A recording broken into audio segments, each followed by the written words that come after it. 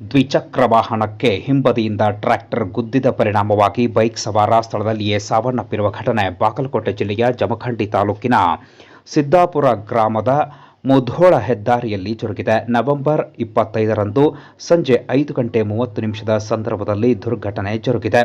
ಸಿದ್ದಾಪುರ ಗ್ರಾಮದ ನಿವಾಸಿ 30 ವರ್ಷದ ಚಂದು ಸತ್ಯನ್ನವರ್ ಎನ್ನುವ ದುರ್ದೈವಿ ಅಪಘಾತದಲ್ಲಿ ಮೃತಪಟ್ಟಿದ್ದಾರೆ.